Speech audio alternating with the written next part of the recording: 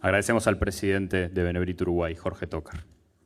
Señoras y señores, Alfredo Leuco es periodista desde hace 47 años. Hoy trabaja en La Nación Más y Radio Mitre. Pasó por Clarín, TN, América TV y varias radios. Fue el primer periodista argentino en llegar a Israel para cubrir la guerra desatada por Hamás el 7 de octubre del 2023. Tiene 5 libros publicados, premios Martín Fierro en radio, televisión y cable. Fue distinguido por su cobertura por la DAIA, por el Keren Kayemet y por la Universidad Ben Gurión. Fue columnista del diario Perfil y publicó en Diario La Nación y en la revista Noticias, que lo eligió en 3 ocasiones como el mejor periodista del año. Invitamos entonces a tomar la palabra a nuestro orador central de esta noche, Alfredo Leuco.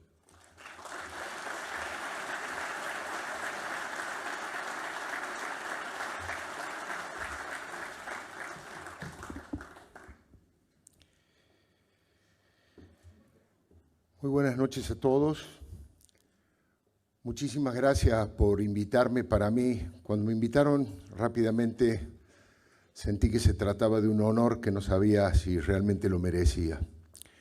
Y estando aquí con todo lo que ha transcurrido del acto, si me permiten, 2 cuestiones antes de contarles lo que venía a plantear hoy. Primero, mi corazón judío está conmovido, emocionado por este nivel de convocatoria, por lo que ha hecho la Bnei Brit y la colectividad judía. Esto significa que es una colectividad inserta en su sociedad, respetada, con trayectoria. Esto significa que semejante poder de convocatoria no es casual y es en respaldo a una semilla que se ha sembrado durante mucho tiempo. Eso me pasó desde mi corazón, pero permítanme una deformación profesional.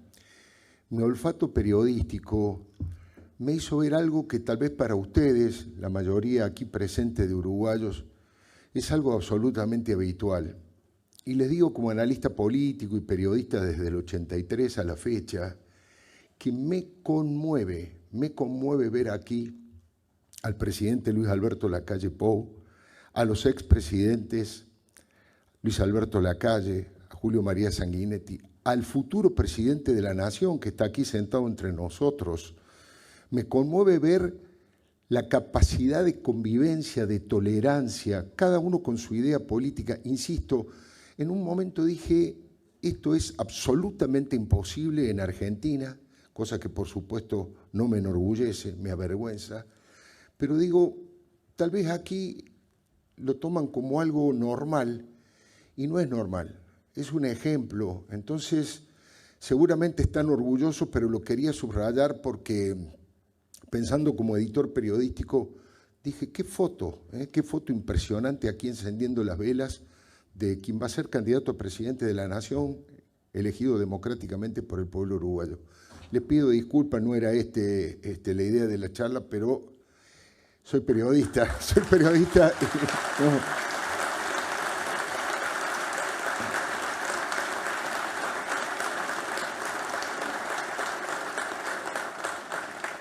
Es para ustedes, por supuesto, ese aplauso. Mire, les quiero hablar de salvajes, inhumanos, que merecen el repudio absoluto y el rechazo activo de toda la sociedad civilizada, democrática y pacífica. Aporto algunos datos. Son hienas que vomitan un odio ancestral que se dedican a la cacería de judíos para asesinarlos. Violan mujeres, ejercen un vandalismo brutal que destruye sus hogares y les prende fuego al lugar en donde se ganan la vida trabajando. Con esos denominadores comunes, algunos de ustedes podrán pensar que estoy hablando del pogrom de noviembre que ocurrió hace 86 años en Alemania y Austria sobre todo, y que se conoce también como el Kristallnacht, la noche de los cristales rotos. Otros, tal vez, podrían suponer que con estos datos estoy narrando lo que ocurrió hace poco más de un año, el 7 de octubre, con la invasión al territorio de Israel del ejército terrorista de Hamás, y allí se perpetraron crímenes de guerra contra civiles desarmados que estaban en sus casas. Ambas masacres separadas por 85 años, tuvieron muchos aspectos en común y también diferencias, por supuesto. Tanto en Berlín y Viena y otras ciudades, como en las cercanías de la Franja de Gaza, se cometieron asesinatos masivos contra judíos por el solo hecho de ser judíos.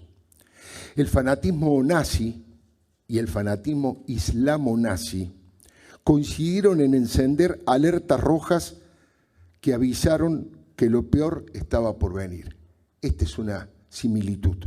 Ambas cosas anunciaron que lo peor estaba por venir. El Holocausto, industrializado por el régimen de Adolf Hitler, y el tsunami de antisemitismo que se esparció por muchos lugares del mundo, desde prestigiosas universidades de Estados Unidos hasta la salida del estadio del Ajax en Ámsterdam, pasando por viejos países europeos.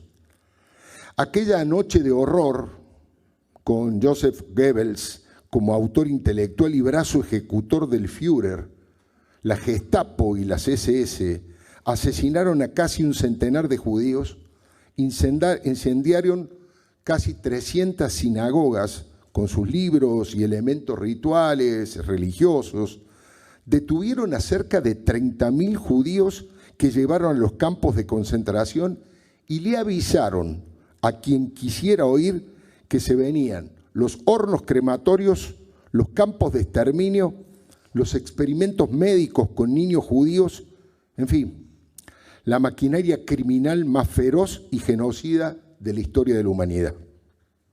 Jamás directamente aplicó una atrocidad semejante. Amputaciones de cuerpos, me cuesta decirlo, pero creo que hay que decirlo, pechos de las mujeres para jugar al fútbol entre los terroristas, decapitaciones, la colocación de bebés en hornos microondas y la incineración de sus víctimas fueron el comienzo de la incorporación a semejante ataque de Hezbollah en el norte, los hutíes desde Yemen y los soldados que responden a Irán en Irak y en Siria. Yo no sé si hemos alcanzado a procesar lo que les acabo de comentar. Estalla el corazón con solo imaginar los cadáveres de los bebés recién salidos del microondas, una mueca macabra de aquellos hornos crematorios de las SS a estos hornos de la vida cotidiana. Fusilaron a más de 2.000 personas de 25 nacionalidades y diversas religiones. Mataron a padres delante de sus hijos y a hijos delante de sus padres. Jamás olvidaré la voz de ese infinito hijo de puta que, drogado, desaforado, llamó por teléfono a sus padres porque se sentía orgulloso por haber matado a 10 judíos con sus propias manos. El pogrom que reventó, por supuesto, las vidrieras de 7.000 comercios, judíos rompiendo los cristales, y el pogrom del 7 de octubre fueron la barbarie sin límites. Pero solo el comienzo de lo que se venía. Esto quiero subrayar. El humor, lo saben, el humor judío nos ayuda a sobrevivir por años y dice que si hay 2 judíos, hay 3 opiniones y 4 templos.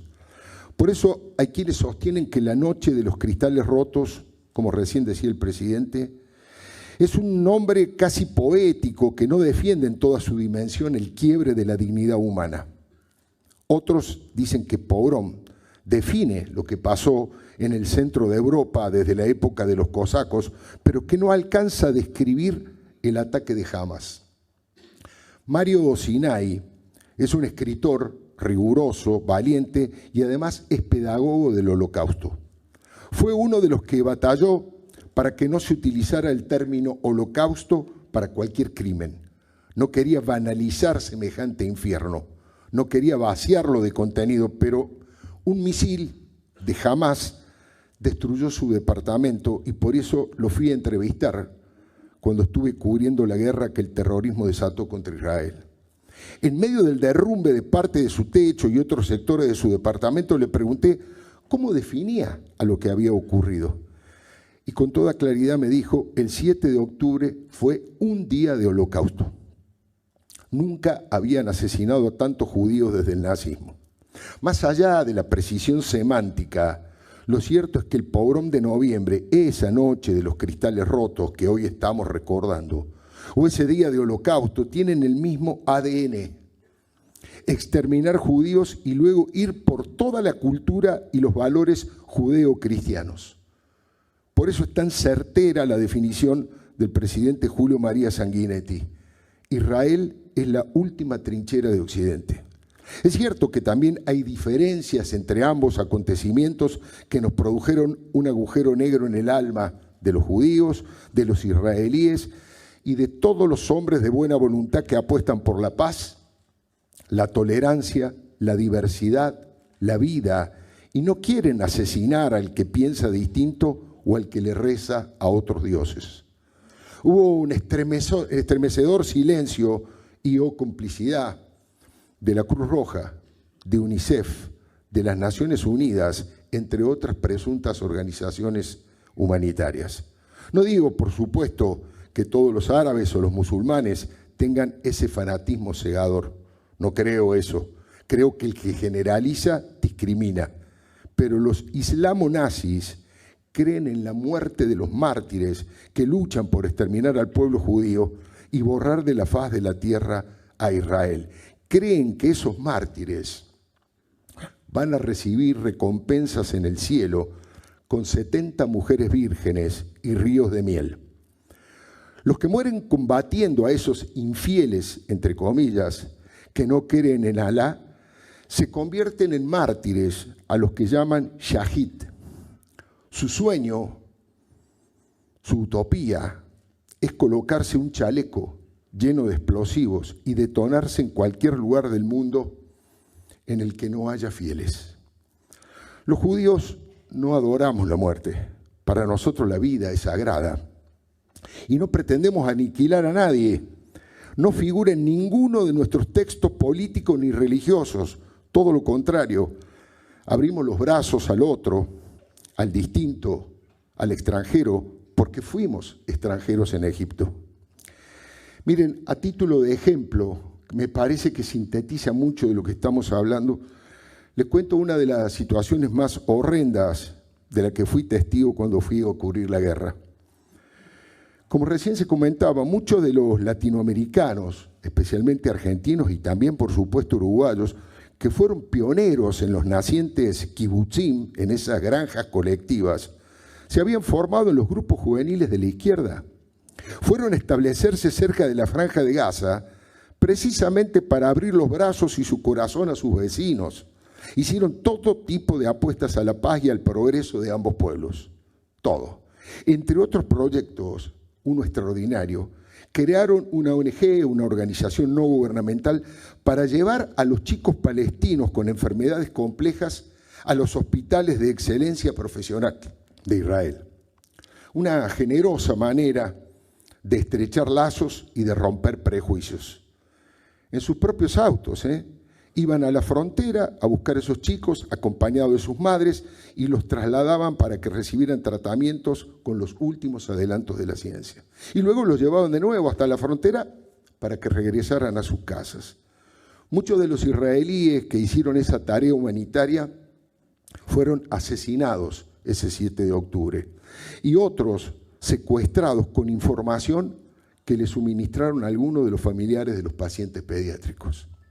Pero eso no es todo. Lo más grave,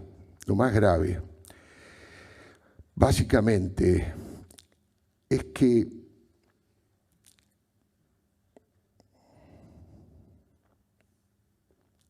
lo que me contó un médico rosarino en el Hospital Soroka, que es el más grande del sur, ubicado en Beersheba, en el corazón del desierto, del Negev. La historia es así. Mahmoud era un chico de 8 años que tenía el mismo problema de crecimiento que Lionel Messi. Ghazal, la madre, fue muy feliz el día que su hijo superó ese drama y comenzó a aumentar de peso, de altura y de musculatura. El tratamiento había sido exitoso. Entonces se animó y pidió algo más. Dijo que tenía miedo de quedar nuevamente embarazada y que su nuevo hijo naciera con la misma enfermedad de Mahmoud. Bueno, entonces los médicos israelíes empezaron a estudiar el caso y a darle la medicación correspondiente. Ghazal quedó embarazada. Estuvo en cuidados intensivos durante meses, arropada y cuidada por los mejores profesionales del hospital. Y un día se produjo el milagro. Ghazal dio a luz un bebé absolutamente normal al que llamó Said, que significa feliz. Hubo fiesta en el sanatorio con flores, guirnaldas y regalos para la madre y para el hijo. Fue, por supuesto, la televisión a registrar semejante acontecimiento médico y social. Un periodista entrevistó a la madre y le hizo la pregunta más común de las preguntas. ¿Qué le gustaría que su hijo fuera cuando sea grande? Y la madre emocionada contestó, Shahid, es decir, mártir, alguien que dedique su vida a asesinar judíos. Así de grave y de profundo es todo lo que estamos hablando. La gran diferencia es que hoy los judíos tenemos a Israel. Es un Estado poderoso, moderno, diverso, imperfecto como toda democracia liberal, pero perfectible por eso mismo y cargado de innovación científica y tecnológica. Esta es la gran diferencia con aquellos días, ¿no?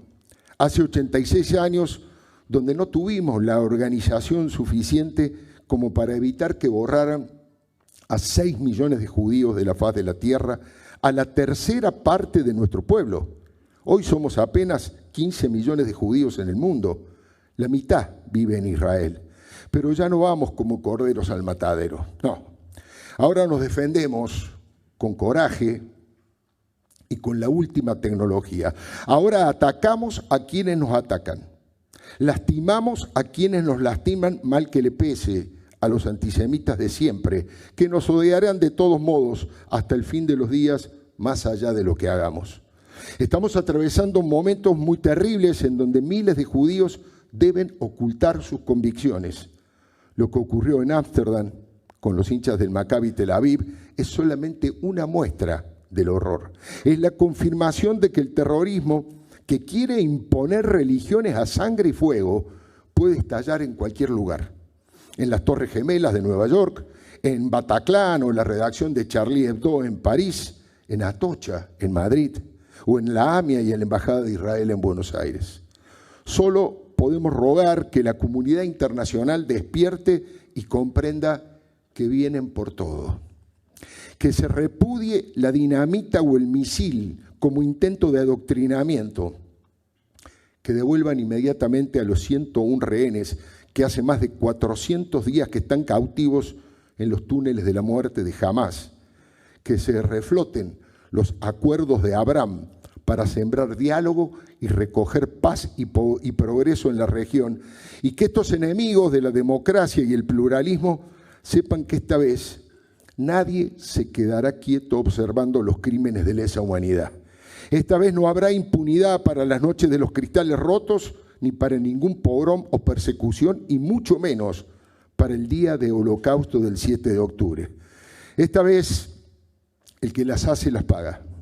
Como decimos en Argentina, nunca más.